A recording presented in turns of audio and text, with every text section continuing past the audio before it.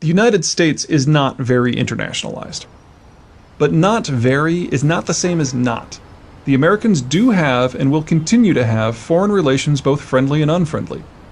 With one country, those relations have been so friendly for so long that they have largely been lost in the noise of American domestic politics.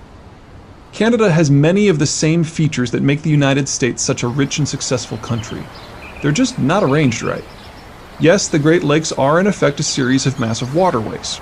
The St. Lawrence River is world class. The natural harbors at Halifax and Vancouver are among the world's best. The Canadian prairies are remarkably productive. But none of these things are naturally linked together in the way that the United States' geographic blessings overlap. Canada is full of natural boons, yes, but its geographic blessings are scattered about, fracturing the country's economic, cultural, linguistic, and political systems. Daunting physical barriers break Canada into pieces, working from west to east. The first of those barriers is the Rocky Mountains. These peaks are as rugged as their American counterparts, but sufficiently far north that winter closings are common and lacking the broad open spaces of the American Rockies that might host sizable populations. The second major internal Canadian barrier is the Canadian Shield, a creation of the many ice ages that advanced and retreated across what is now Canadian territory. When the glaciers slid southward during the waxing ice ages, they scraped the soil from the bedrock, pushing it ahead of them and depositing most of it in what is now the northern United States. Canada's shorter summers and colder winters greatly retard the process of soil formation. So now, 10 millennia later, the soils are still very thin, shallow, of low fertility, and can only support conifer forests. Clearing the region generates few improvements, as the glacial weight also cracked apart the bedrock, heavily peppering the land with rock uplifts and hundreds of thousands of small lakes. The land is wholly unsuitable for agriculture and extremely difficult to build even nominal transport corridors through. The third barrier is, somewhat ironically, a waterway. After passing by Quebec City, the St. Lawrence River in essence becomes an ever-widening bay. While this allows oceanic traffic easy access to Quebec City, it hives off eastern Canada from the mainland. These three barriers split Canada into 5 largely autonomous pieces.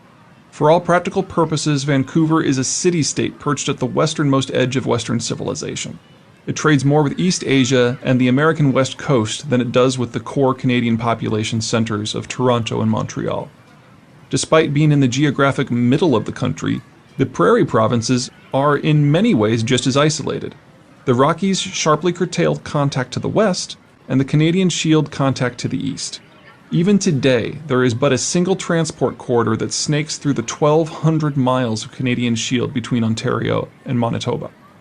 As such, Canadian Railways has been forced to invest aggressively into the American railway system in order to ship the agricultural surpluses from the prairie provinces to market, largely via the Mississippi and New Orleans.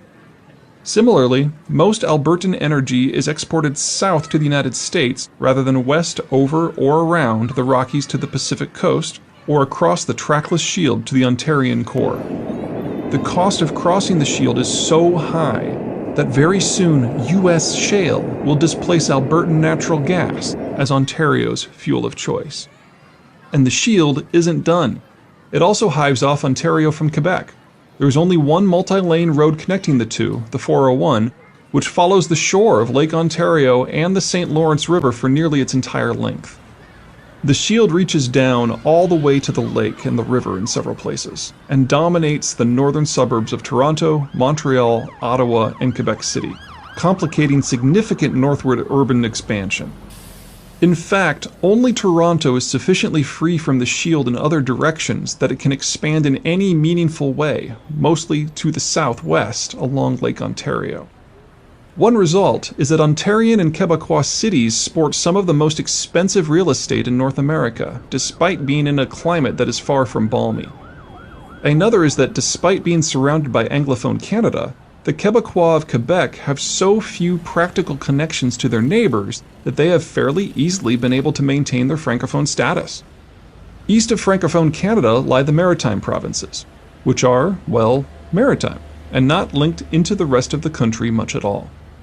From the bridge crossing at Quebec City, A single road stinks across 200 miles of the southern extension of the Canadian Shield south of the river to the New Brunswick border. It's another 450 miles of similarly empty terrain before one finally reaches the container port of St. John's, New Brunswick, on the Atlantic coast. Geographically, Canada just isn't a unified entity, and that's without even considering its more publicly discussed challenges such as the Anglophone-Francophone divide or the country's confederal political system, or that because of the cold climate, most of the Canadian landmass is simply too inhospitable to support a large population, condemning everyone to live on the country's extreme southern fringe.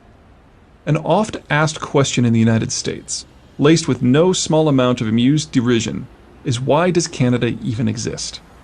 I hate to say it, but it isn't a stupid question. Canada is unstable and unwieldy from a geographic and political point of view, and a series of barely connected American satellites from an economic one.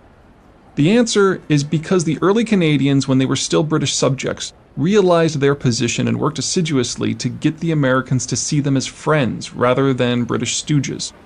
This was not a simple task.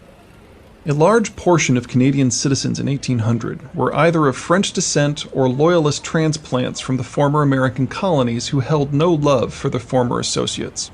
In the War of 1812, the Canadians of American extraction were able to vent something fierce. The British used Canadian territories as their main staging ground for battering the Americans, and provided transport for Canadian Marines in the infamous raid on Washington, D.C. that burned the capital to the ground.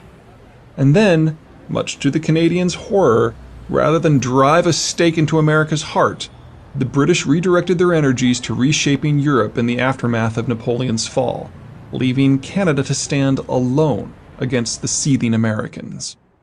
The Canadians, still British colonials, had an unsavory choice. They could do nothing and hope against hope that the still mobilized Americans, who in the absence of the British fleet now held local naval superiority, would forget the enthusiastic role the Canadians had played in the war and leave them be. Or they could offer to negotiate terms. The Canadians wisely chose the latter. In the short term, this deflected American national energies west into the Ohio River Valley and beyond, putting the Americans on the road to superpowerhood. In the long run, it started the process of Canada loosening the ties that bound it to the British Empire, putting it on the road first to neutrality, then friendship with the Americans, then alliance with the Americans, and finally, in the contemporary period, de facto economic inclusion into the American system. Canadian demography, slouching towards dissolution. The Canadian demographic picture is only typical in that it is very similar to that of the rest of the developed world. At some point around 1965, Canadians apparently forgot how to have kids, and their demography has been slowly hollowing out ever since. Canada's natural birth rate fell below replacement levels long ago, and only its sporting one of the highest sustained immigration rates in the world has enabled it to maintain positive population growth. On average, some 250,000 people emigrate to Canada annually, nearly 1% of the total population. Unfortunately, while this influx certainly improves Canada's headline population figure of 35 million, it does not help repair the country's distorted demographic profile.